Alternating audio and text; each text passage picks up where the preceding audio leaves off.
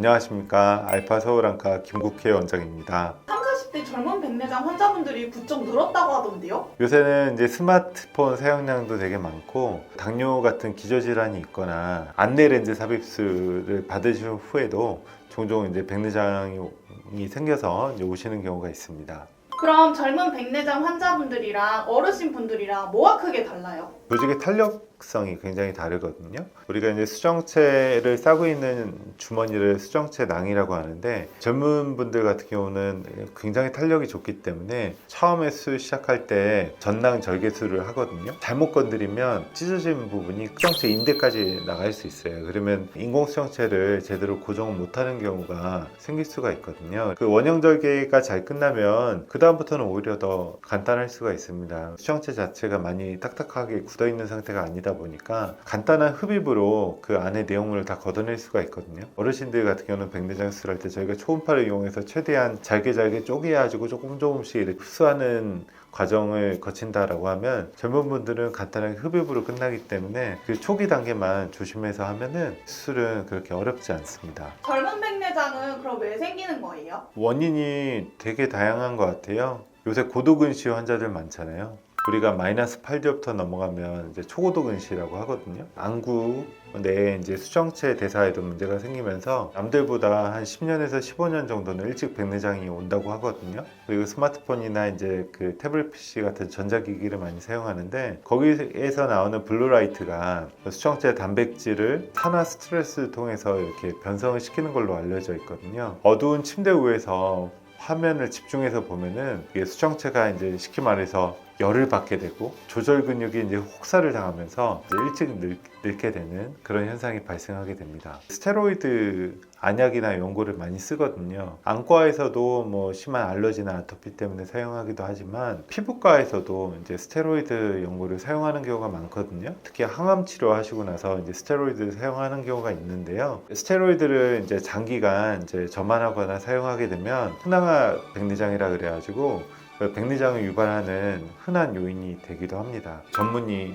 처방 없이 사용하는 일이 없도록 하셔야 되겠습니다. 그리고 세 번째로 가장 흔히 이제 수술을 하게 되는 경우가 아토피거든요. 그 아토피가 있으신 분들은 눈을 자주 이제 비비기도 하고 또 이제 아토피가 심하신 분들은 이제 스테로이드 안약을 사용하거나 이제 스테로이드 경구약을 복용을 많이 하게 되는데 근데 그런 부분 때문에 수정체 앞면이나 뒷면 쪽에 백내장이 많이 옵니다. 또 최근 식습관 변화로 젊은 당뇨 환자가 늘고 있는데 혈당이 높아지면 수정체 내부에 솔비톨이라는 물질이 많이 쌓이게 되거든요. 이것 또한 이제 수정체를 이제 붓게 만들고요.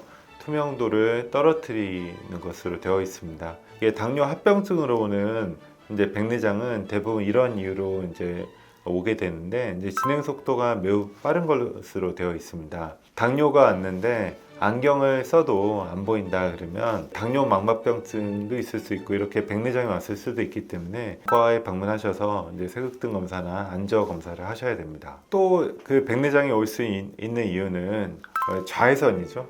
골프를 치건 테니스를 치건 선글라스를 안 쓰는 분들이 많아요. 저 또한 그래요. 저도 조심해야 되는데요. 강한 자외선은 이제 수정체 단백질을 직접 변성시키기 때문에 반드시 그 자외선 차단하셔야 됩니다. 마지막으로 요새는 예전보다는 좀 덜한 것 같아요. 렌즈 삽입 수술, 특히 이제 ICL이라는 렌즈로 이제 수술한 경우에 백내장이 이제 오는 경우가 드물지만 있거든요. ICL 가운데 구멍이 없는 모델로 수술하신 분들은 시간이 지나면서 이제 백내장이 조금 일찍 오는 경우가 있어요. 그런 경우에는 필요하면 그 렌즈를 제거하면서 같이 동시에 백내장 수술을 하게 되는데 1년에 한 번씩은 꼭 정기 검진을 하셔야 된다는 거 기억해 주시기 바랍니다. 노안으로 오해하실 수도 있을 것 같은데 구분할 수 있는 방법이 있을까요? 백내장이 오면 수정체가 뿌연 상태니까 가까운 거리든 먼 거리든 거리가 중요하지 않아요. 다 이제 번져 보이고 이제 뿌옇게 보이게 되는 거죠. 유리창에 서리가 낀 상태로 뭐가 보고 있는 느낌? 근데 그 외에도 이제 빛이 산란되는 현상 때문에 밤에 운전할 때 빛이 사방으로 찢어져 보이게 되고요. 낮에는 이제 눈부심 현상이 생겨요. 그래서 우리가 이거를 주맹이라 그러는데 오히려 밝은 데 가면 시력이 더 안 나오는 그런 현상들이 생기게 되죠. 그러면 백내장 수술은 렌즈가 중요할 것 같은데 젊은 나이에는 어떤 렌즈를 추천해 주세요? 일단은 젊은 분들은 최대한 백내장 수술 시기를 늦출 수 있을 만큼 늦춰야 되고요. 이 수정체는 조절 기능을 통해서 두꺼워졌다 얇아졌다 하면서 내가 원하는 거를 포커싱하는 기능이 있거든요. 수정체를 인공 수정체로 교체를 하게 되면 인공 수정체가 정해놓은 거리만 잘 보이는 거기 때문에 수정체 본연의 조절 기능을 통해서 보는 것보다는 불편할 수밖에 없는 거예요. 퀄리티 좋은 렌즈들이 계속 개발돼서 나오잖아요. 나중에 더 좋은 렌즈가 나왔을 때 교체가 어려운 거죠. 버틸 만큼 버티다 해야 되는데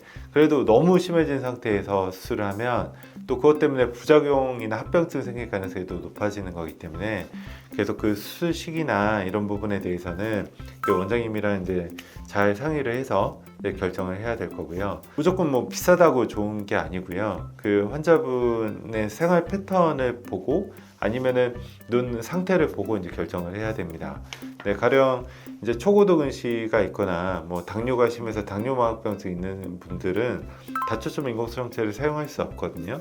연속 초점 렌즈 그래서 이제 빛번짐이 적은 렌즈를 선택을 해야 되겠고요. 레크레이션 활동을 즐긴다, 뭐 야간 운전을 많이 한다, 뭐 하시는 분들은 요 시야에 끊김 현상이 없고 빛번짐이 적은 그런 연속 초점 렌즈를 선택을 하셔야 되겠습니다. 가령 그런 연속 초점 렌즈로 이제 대표적인 렌즈가 아이콘사의 BBT라든가 존슨앤존슨사의 퓨어시 같은 렌즈가 되겠고요. 주로 나는 레크레이션 보다 나는 젊으니까 한창 일을 많이 해야 되고 일할 때 이제 그 모니터나 서류를 볼 때 돋보를 껴야 되는 상황이 되면 너무 힘들 것 같다 라고 하신 분들 있죠. 약간의 빛번짐을 감소하더라도 다초점 인공수정체를 선택하셔야 되겠죠. 요새 같으면은 이제 페놉틱스 프로 렌즈라든가 아니면은 존슨앤존슨의 이제 오디세이 같은 렌즈를 이제 선택을 하는 거죠. 뭐 어떤 렌즈를 선택하더라도 이제 가장 중요한 거는 그 굴절 오차를 최소화시키는 거예요. 원시나 근시 같은 오차가 남으면 안 되겠고